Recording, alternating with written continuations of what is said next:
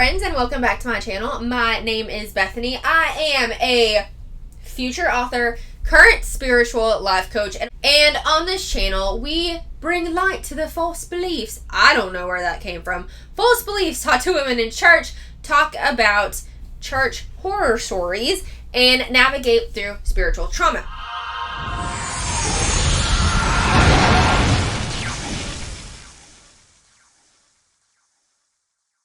Alright, church horror story number 2. I received so much good feedback from posting the last church horror stories on Instagram. I was so pleased. I was so excited because this is what I wanted out of this series, out of this channel, was just people coming out and saying, oh my gosh, like, I feel you. I'm so happy that you're talking about this because we have dealt with the same thing, church hurt, being made to feel guilty or condemned, or just people being mean inside the church.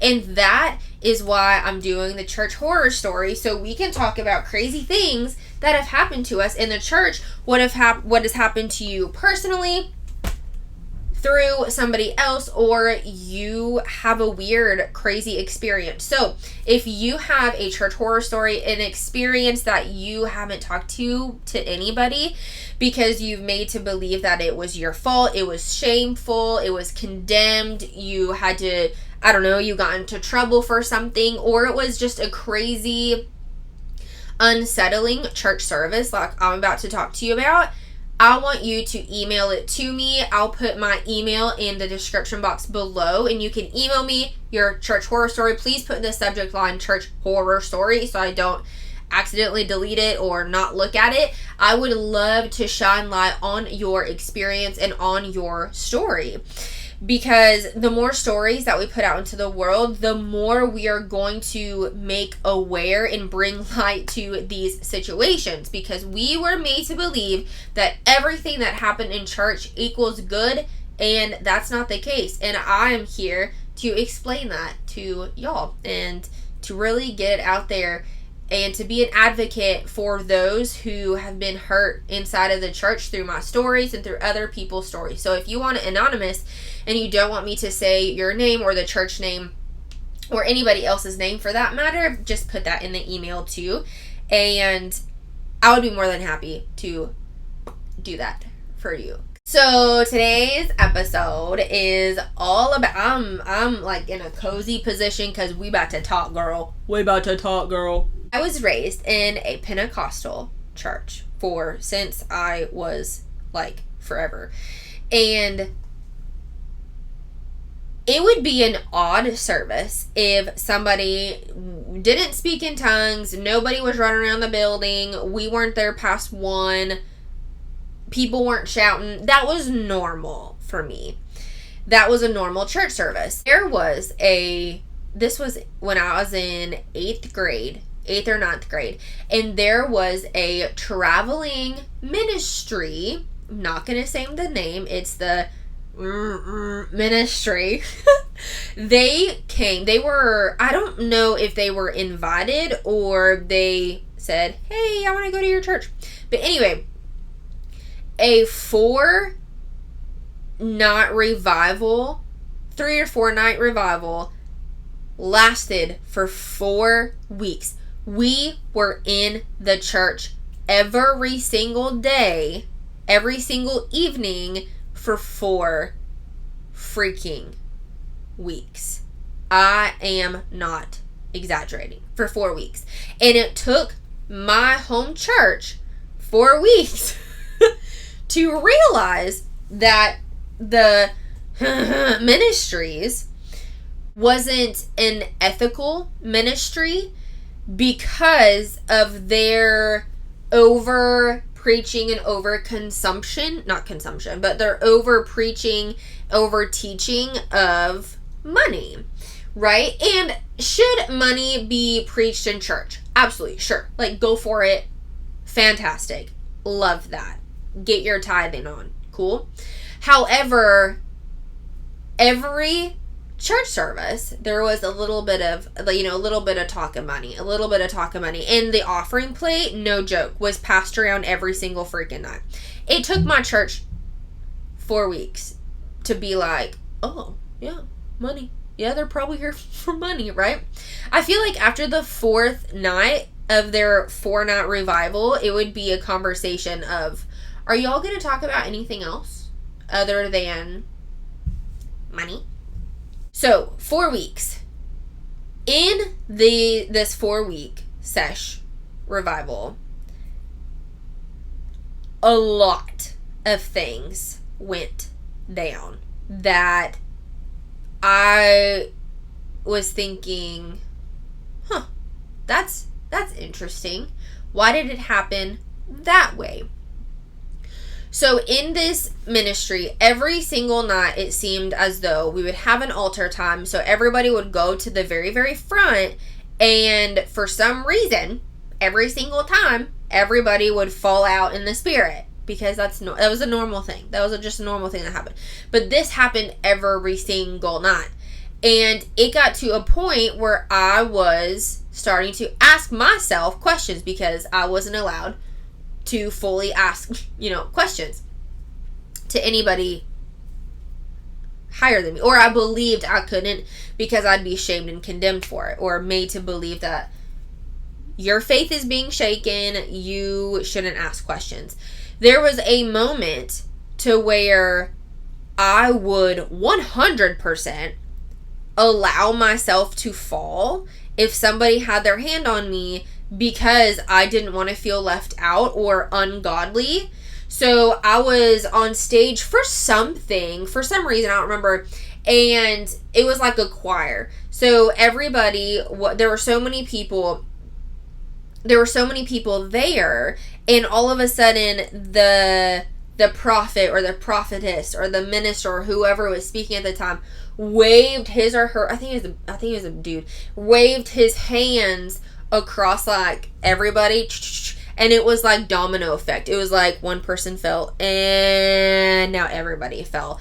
And I was even thinking, please don't come to me. Please don't come. Oh, you're going to come to me. Oh, man. All right, I'm going to fall. Because I didn't want to be the only one left out and to look like, oh, you're not filled with the Holy Spirit. There's something wrong with you. Because that's exactly what they were doing. If you didn't fall out, if you weren't shouting, then there is something wrong with you and they're going to pray for you harder. And when I say harder, I mean physically harder. If you were not rocking continuously and not falling out, there's something the matter. And there was one other moment where I told myself, I was like, okay, we're going to go up during altar time. We're going to go up. And if somebody puts their hand on me, that's okay. But I'm not going to fall. I'm not going to unless God himself takes my freaking legs from me, because I was so convinced that this was all a show now. And I was so upset because there was somebody who had fallen out or fallen behind me, and I kept and this particular person had his hand on my head and was physically pushing me to where my body started swaying. And for me to catch myself from falling, I had placed one foot behind the other so I could catch myself. Well, there was this one person who had to fall behind me, so I tripped over that person in looking like I had fallen out because this man was praying for me. And he thought it was the Holy Spirit. And he was like, oh, yes, thank you, Jesus. Blah, blah, blah, And I'm like, no. I straight fell like over somebody's body. So why are you excited, right? And this stuff would happen all the time. I'm talking about all the time. So there was one in particular. And by the 4-week mark of us having this revival for a solid month, more than a month really, there were so many people there. There were so many people in that church. I remember one particular woman. Everybody was sitting down. One particular woman, I don't remember why this, they were called, the ministry's team, there was one particular woman who was head over all of it, and she had her little minions everywhere, like 4 or 5 different minions, like women and men, who would be there, and some of them were prophetess, she would say, and that's the female word to prophet. I think you got it, but just to make sure. And some of the men were the prophets. Cool? Not cool. I specifically remember one man made this woman stand up in this big church, and I'm talking, it's a big church, like it's a long, like if you're in the back of the church and if you have to walk in front of everybody to go up the aisle to freaking go to the pulpit, I mean, it's gonna be a long awkward minute because you're just okay all right, and then you make it there and you're like, oh my god, that was a mile, right? It's long. So she started at the altar, which is, you know, at the very front of the church. And she's raising her hands, you know, because the prophet said something that touched her or whatever. And the man started, like, put his hand on her head and was praying for her. And she kept scooting back. Her hands were still raised, but she kept scooting back and scooting back. I kid you freaking not. This minion prophet of a man pushed this woman, I'm sorry if that was too much of a, but pushed this woman until she hit the back of the church and the doors to exit the freaking building. He pushed her so far until she hit the doors, and she collapsed right there because she hit the freaking doors, right? And as soon as he did that, she fell to the ground, and he walked that, you know, awkward mile or whatever up to the pulpit like, yeah, God is healing her. God is doing all the things. And I'm sitting there, my little baby 8th grade self, and I'm like, is no one else thinking that that is absolutely nuts? That this man, this stronger man than this woman, pushed this little old woman all the way down the aisle until she hit the door, and nobody's checking on her to see if she's physically okay. Like, I feel like that's not good, right? Like, that's not good. Just me? I don't know.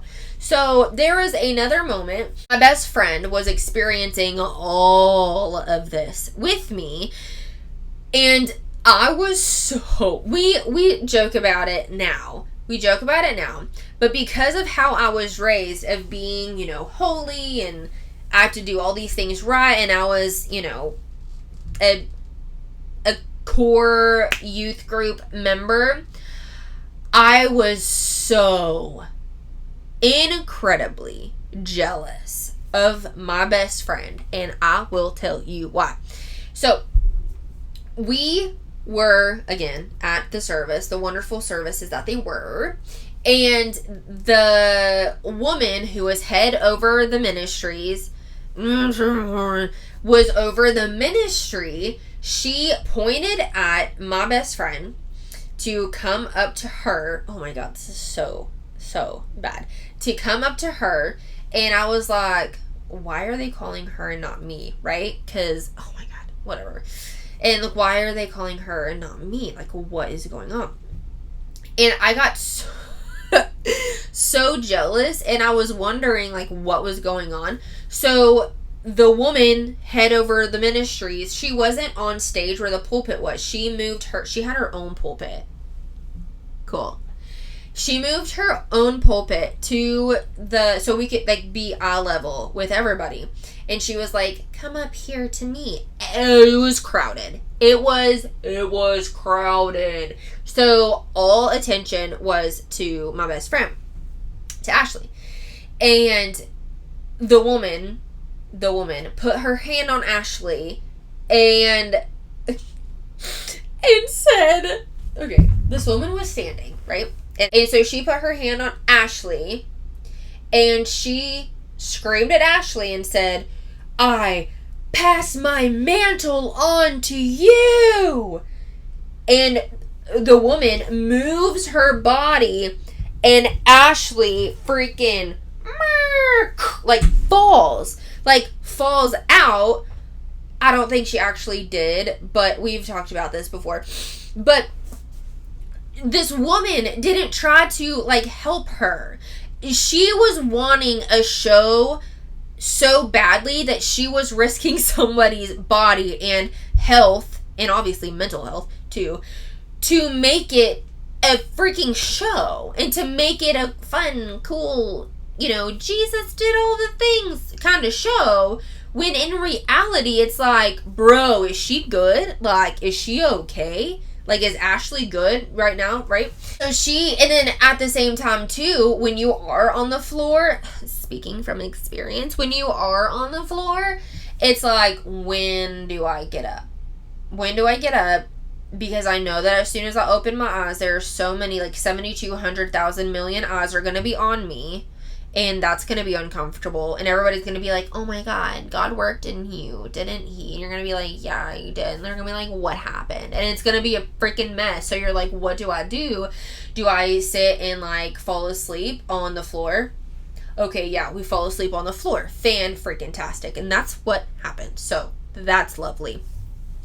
I was so jealous that gave Ashley, passed on her mantle to Ashley, whatever that means, right? We still don't even know. We laugh about this so much right now. And we go on with the services, yada, yada, yada. And there was also a moment in time where, girl, this woman, the woman ahead of the ministries, she loved to talk about sexual intercourse and sex, a little bit in there. There are examples, there are things talked about in the church representing Jesus and the bridegroom, meaning Jesus and the church as a whole, and we're called, Christians are called the bride. And it is said in the Bible that husbands love your wives as Jesus loves the church, as God loves the church. And so there are moments where some pastors take that to the extreme of sexualizing Jesus. And this woman was preaching about something, and she talks about being so close to Jesus that it makes you feel as though you want to close the door and lock yourselves away so you can be intimate with Jesus. And now that I say all this, I'm surprised that I was allowed to listen to this sermon because of how intimate she was getting, to how sexualized she was getting with Jesus. So she goes to, oh my gosh, no. Dude, it just freaking hit me. Okay, so wow, that's insane. So she goes to, in the middle of the service, right? In the middle of the sermon, rather. She goes to the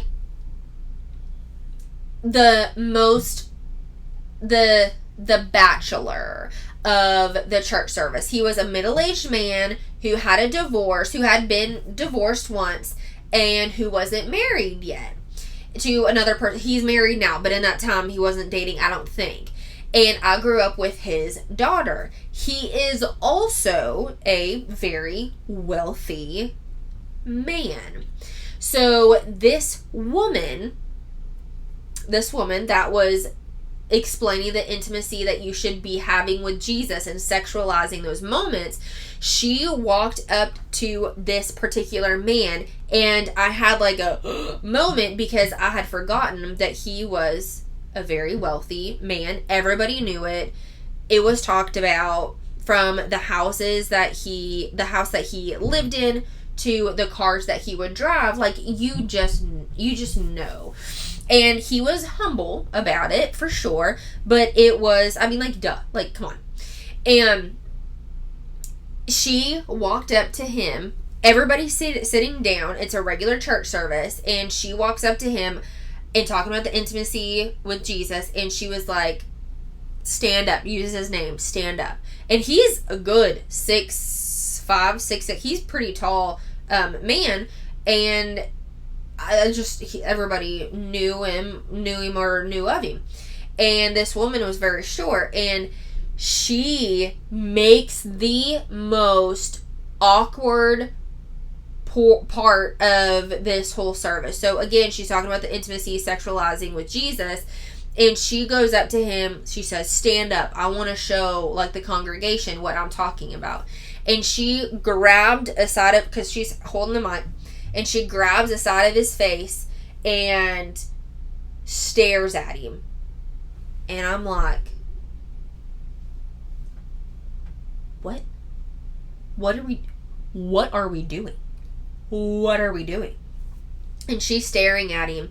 And she's like, congregation, and she's like, eyes, right? And he's like leaning all the way down because he's so freaking tall and she's just a little short thing. And she's like, congregation, we need to be so intimate with Jesus that we are face to face. It looked like she was about to, like, something like, I don't know. It just looked weird. And we need to be so intimate with Jesus that we are like the parents and going into the bedroom, locking the door so we can have the intimate time with Jesus. And I'm like, bro, I'm not here to be sexing Jesus, right? Like, that's ain't my thing. I don't want to do it. That doesn't sound fun to me. And I'm also in 8th grade. So, I don't know. So that moment was just like burned into my freaking brain and never forever it being away. And I think this will be the last example I give about this church horror story, this terrible freaking example of what a revival or a church service should be, or just the craziness that can go on inside of a church. Like, oh my Lord, oh my Lanta, oh my lands, all the things. Is she told us one day that her ministries has like a home base. I don't remember where it was, but she said one day, and I remember this because I was like, really? I don't know.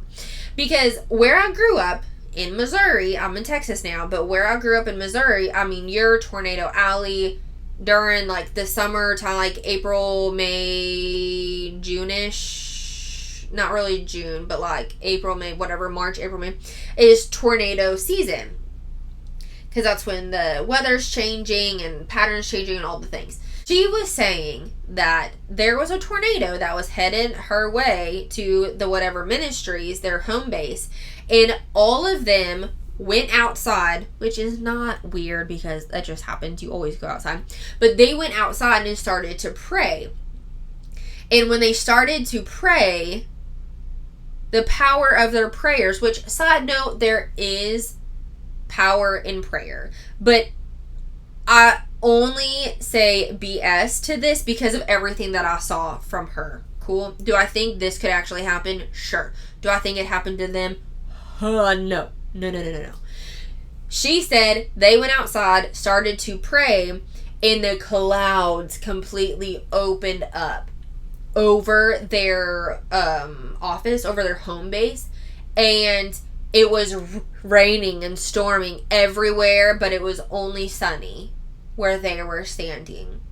And there was a tornado coming, but it just couldn't get inside of their sunny little circle of their home base thing. I don't get it. I don't get it. I don't get it.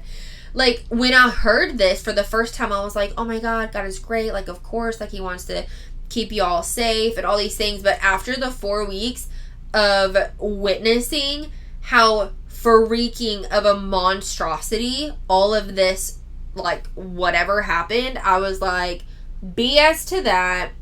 That is absolutely incorrect. Why do y'all need all the money in the world and why did you go to this specific person? Because of his wealth? Did you want to sexualize Jesus with this man because you were hoping to reach out to him more so he'll give you more money? That sounds a bit accurate. And there was a woman there. Oh my gosh, everything is starting to come to me again. There was a woman there, prophetess, who had a son who actually started dating the daughter of the wealthy man during these weeks, which was very strange. Oh my gosh, that's not strange. Whoa. Did you just have that, like, epiphany? Of course they dated, because it would get the mom closer to the dad who had the money, that would get closer to the ministries and they were sneaky little snakes they are. And side note, this is why I ask to send me your stories, because once you start writing down what you've experienced, there is so much healing within that. And once you start to talk about it and even write it down, sometimes those things start to click and you're like, oh my God, that happened because of this, and this happened because of that thing, and it all comes to, like, circle. It usually does, and it's extremely healing. And when I sit here and explain to you what happened, that all came, like, authentically, and I remember all of that sitting here and telling you the story. And that is insane. Because I always wonder too, I'm like, that's a mismatch. Like, that's kind of a crazy couple we got going on there. Isn't that interesting? And how they started dating within the 4 weeks. Oh my Lord. My Lord. That all makes sense. Anyway, so the son, okay, there was a point to this. And was meant to, his title was to make people feel happier and make people laugh by speaking in tongues. So his mom was like, go ahead, Jared? I think his name was Jared. Whatever. Go ahead, whatever. And walk through the congregation. And everybody was sitting down. And he walked the aisles of the church just speaking in tongues. And people were like, oh, and everybody was laughing. And he was laughing while he was speaking in tongues. And, like, looking at people and, like, oh. And they're just like, oh. And everybody's weird, oddly laughing. And me being a bit questionable and analytical at the time, I was like, okay, God, like, I feel you. Like, I'm going to put this to the test kind of thing. So I'm going to sit here, and if I'm moved to laugh, or I'm moved in the spirit or something, like, I'll definitely let it happen. But as soon as this boy was speaking in tongues going past me, I was like, I'm not going to laugh, because I don't think anything's funny here. And I didn't feel a sweep of, I didn't feel anything. I didn't feel anything like that. And I didn't feel as though that he was so charming and that I just had to laugh because it was so funny. I didn't feel anything like that. And at that moment, I was like, God, number one, I don't think there's a gift in the spirit of making other people laugh while speaking in tongues. Could be wrong. Don't think that's in the Bible. Which, like, whatever. If something necessarily isn't in the Bible, it doesn't mean it's neither wrong nor right. But I was like, as much as these people talk about biblical things, I feel as though they would want to keep that pretty solid and pretty fluent. But I was thinking, like, this boy isn't making any type of impact on my life, on how I feel, or in my spirit. So what's going on? Like, and that's what makes me feel as though maybe these people also knew a bit about psychology, and they didn't, and like the congregation didn't want to feel left out if one person started laughing, and they're like, oh, well, if one person laughs, of course, then it must be a thing, it must be working, so I'm going to laugh too. And so other people not laughing didn't want to feel left out, so that means the whole congregation is laughing. Maybe they knew about psychology, I'm not entirely sure, but, or maybe they actually thought that they were, like, power sources, but I don't know that either. But I just sat there, and I didn't laugh, because I didn't feel moved, I didn't feel called, I didn't feel anything, and that was very strange. That was very strange. I think that's all that I remember of the News for Harmon Ministries, but I also remember when, one more thing that I do remember that we all thought was a bit strange, but the head pastors allowed it to happen. There was one specific man who stayed behind. He worked for the ministries, and he stayed behind when the ministries left, when they were found out that all they wanted was finances and money. He stayed behind. He said, I feel called to be here at this church. So he became a youth sponsor. Because I remember I was there. Me and my best friend used to look up to him. We're like, oh my God, yeah, he's everything. And he was a youth sponsor.